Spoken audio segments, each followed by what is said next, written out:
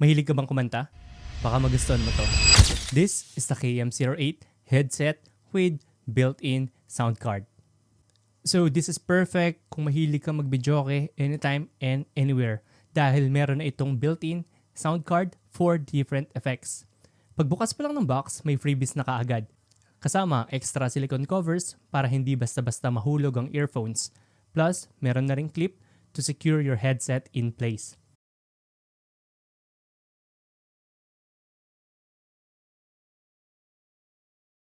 Kasama na rin ang user manual at guide. Dito siya kumukuha ng power direct from the device kung saan nyo siya isasaksak. Kaya hindi mo na kailangan ng external battery or power supply. Ngayon, punta na tayo sa headset mismo. Dito sa maliit na body, naipasok na nila ang sound card. Napaka-compact pero loaded with different features. Unahin na natin ang LED light indicator. Blinking yan kapag nagpe-pair, solid blue kapag connected na. Yes, you heard that right. Pwede kang mag-connect ng music from different devices via Bluetooth. And then next naman ang letter M button. Single press para sa music or ear monitoring mode kung gusto mong marinig yung boses mo o yung sarili mo real time habang kumakanta ka or nagsasalita. Long press naman, ma-activate natin yung kanyang sound effects na applause or yung palakpak. Then, we have the answer or play button.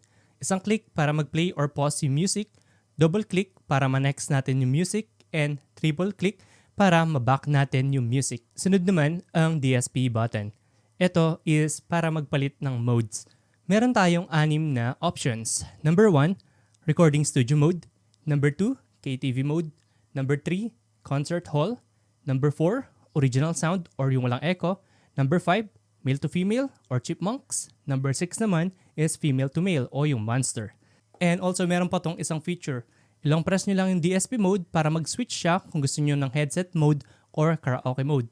Kapag headset mode, hindi mo magagamit yung microphone. And then kapag naman kinaraoke mode mo siya, mag-activate yung microphone. And finally, ang mute button. Press lang natin siya, instantly mag-mute na yung microphone. Or ilong press para ma-trigger ang isa pang sound effect. And lastly, sa side nito, meron din tayong plus and minus button para ma-adjust natin yung volume ng ating device. Kung gusto mo siyang gamitin, napakadali lang. Kailangan mo lang siyang isaksak sa device na gusto mong gamitin pang record ng iyong sarili. And then, kailangan natin ng second device as the music source. So, i-connect natin siya via Bluetooth. Hanapin lang natin ito. And then, after that, pwede ka na mag-record ng sarili mo. I-play mo lang yan. Tapos, ayun na, good to go ka na. Gusto mo ng example? Eto. So by the way, types ito, tapos naka-adapter ako, kaya ayan yung gamit ko ngayon.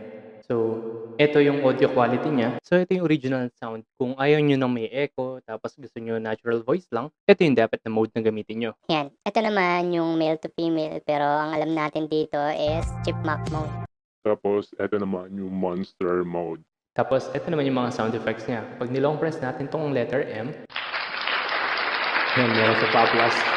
And then this one, yung mute is...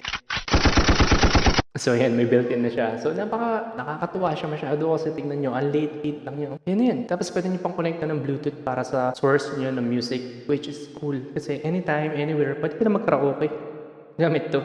Lalo na pag naiinip ka. So yan, sampulan natin. By the way, kinonect ko siya sa laptop. Yung pangalan niya sa Bluetooth is KM08. Ito naman yung KTV mode niya. So, nag-iiba-iba yung level ng kanyang echo and volume. So disclaimer, hindi tayo singer Gusto kong magsumbong sa'yo kapag pagod na ako.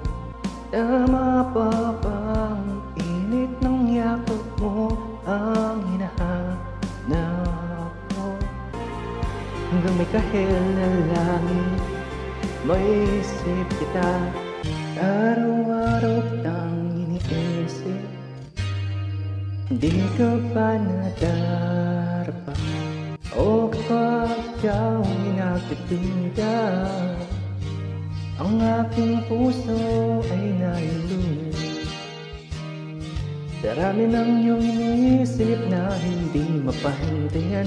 Ayos lang yan, nandito lang ako. So, kung gusto mo ng headset na hindi lang basta-basta headset, kundi may dagdag na fun, creativity, at makakapag-karaoke ka anytime, anywhere. Sobrang nakakatuwang gamitin ito at saka napakalit lang niya. Kaya, ayan, kung gusto niyo itong itry, nasa baba lang yan and follow for more.